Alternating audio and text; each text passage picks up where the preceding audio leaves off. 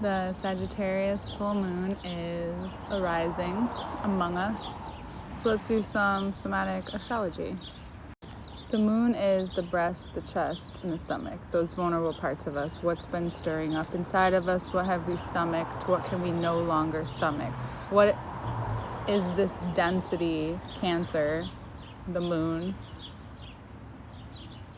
Because Jupiter's now in Cancer, and the moon in Sagittarius. Sagittarius is ruled by Jupiter, so it's just showing you the connection. It's showing you what is slowing you down. And that could be anything from physical, mental, emotional, spiritual, wherever you need a release. Which is also, on the other end, Sagittarius, which is the hips and the thighs. Jupiter is those two plus the liver.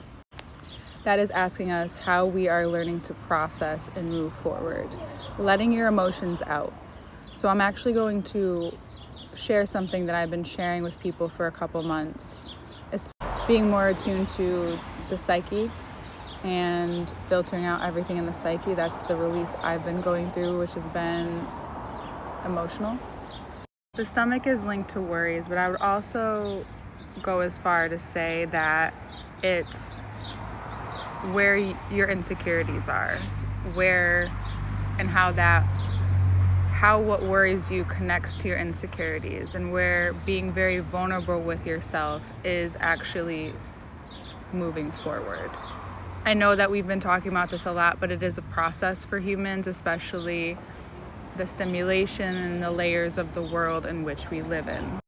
So learning to be vulnerable enough to see what transforms through your anger, because anger isn't the definitive emotion. There's something underneath it or that transmutes through it.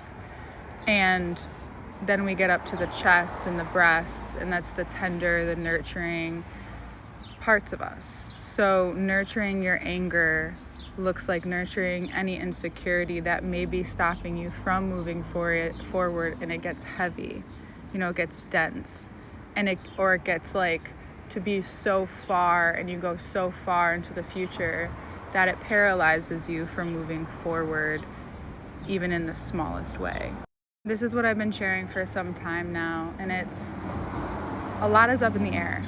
And as someone that's attuned to her psychic nature and her intuition, I know that the future can be multiple different things, especially if a large group of people is seeing it one way or another way. There is